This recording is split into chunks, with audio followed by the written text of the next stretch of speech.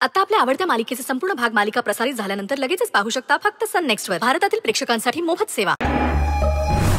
आतापर्यंत तुझ्याबद्दल फक्त ऐकलं होतं, आज डोळ्यांनी पाहिलंय.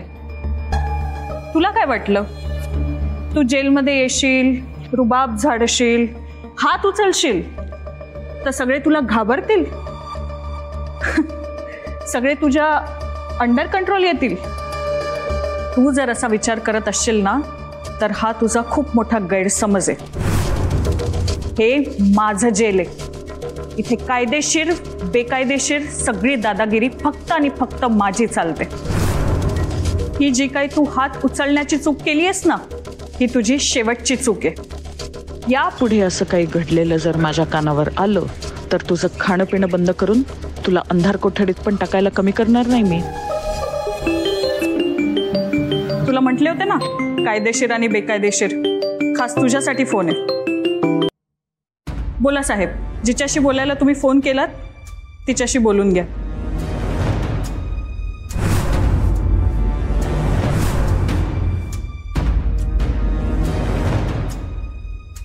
मैत्रेयी आदिशक्ती ग्रुप ऑफ इंडस्ट्रीजची मालकीण स्वतःचं केबिन सोडून कोठडीमध्ये बसली. त्याला काय म्हणतात माहितीये ना, स्वतःच्या अहंकार आणि माझामुळे स्वतःच्या आयुष्याची वाट लावून घेणे. तुझ्यासाठी इथे फक्त एंट्री आहे, एक्झिट नाहीये.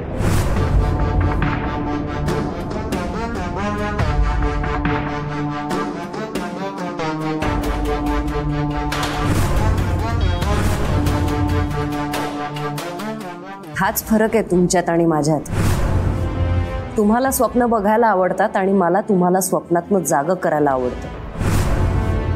अनेकदा मी तुम्हाला असंच खडबडून जागं केलं, आठवतंय का?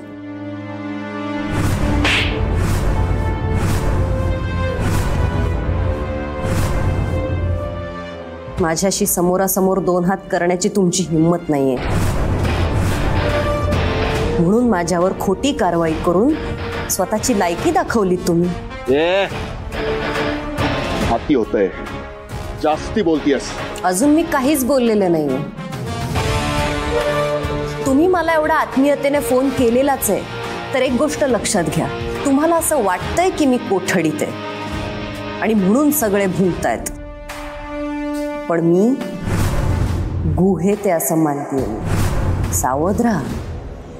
एकदा का बाहेर आले ना की आधी डरकाळी फोडणार आणि मग तुम्हाला फाडणार.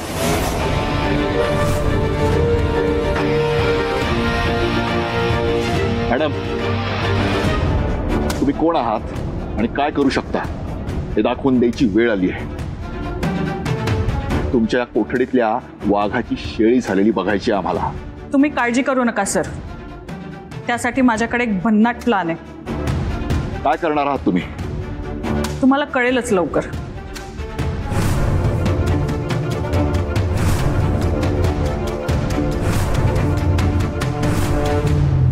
मॅडम,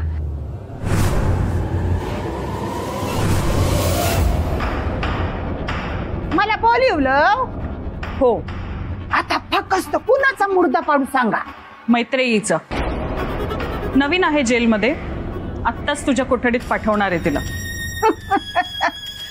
तसं काय असेल ना तर विषय संपला.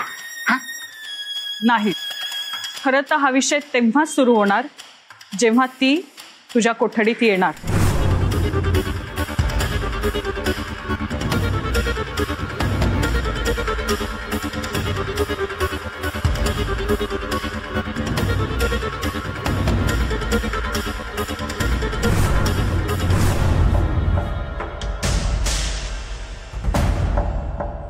तुमचं बोलून सगळा विषय संपला असेल ना तर तुम्ही निवांत राहा. आता गाठ माझ्याशी आहे.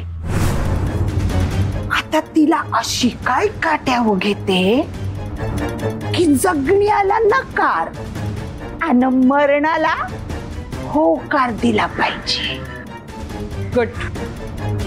पण मॅडम, माझ्या जेवणाचं बघता नाही म्हणजे तुमच्या या जेलचं खाऊन खाऊन ना तोंड साप कडूजार झालंय. मिळणार, तुला हवं ते मिळणार. पण त्याआधी तुला एक महत्वाची गोष्ट समजून घ्यावी लागेल. बोला, ऐकता हो मी. तू वाघीण आहेस, या जेलची वाघीण. तुला अपेक्षित असलेलं जेवण तेव्हाच मिळणार जेव्हा तू त्या मैत्रीची शिकार करशील. लक्षात आलं? मैत्र ई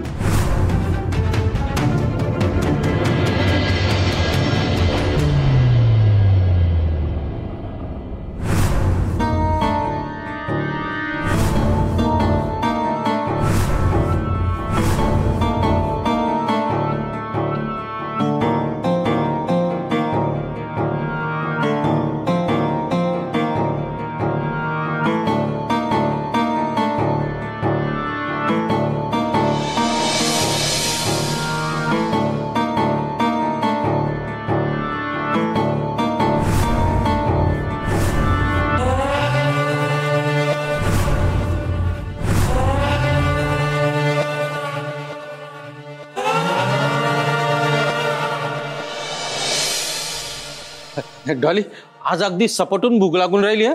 मला पण. हो, पण या कमला आणि रूपकला जरा बघावं लागणार आहे. जेवण आणून ठेवलं पण वाढणार कोण? आणि ते जेवण पण वहिनीच्या राज्यातले, साधं वरण भात. मला नाही चालणार असं, मी नाही खाणार. मी पण नाही खाणार. आत्ताच्या आत्ता त्यांना बोलो बोलो. कमला, रूपा, या लवकर या. बोला. बोला काय बोला? काय बोला? अरे आम्ही तुम्हाला बोलवलं की तुम्ही आल्यावर बोला मालक असं म्हणायचं. पण मी तुम्हाला मालक कसं म्हणणार ना? ठीक आहे, पण साहेब तर म्हणू शकता ना. बरं, बोला साहेब. नाही, मी बोलणारच आहे. आधी मला या रूपाला काही विचारायचंय. विचारा ना. तू सकाळी किती वाजता उठते? 6 वाजता. काय 6 वाजता?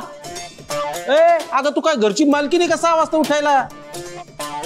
घरच्या मोलकरणीने कसं सकाळी 4 वाजताच उठलं पाहिजे आणि सगळं आवरून घराच्या बाहेर मस्त छान पैकी अशी रांगोळी काढली पाहिजे काय.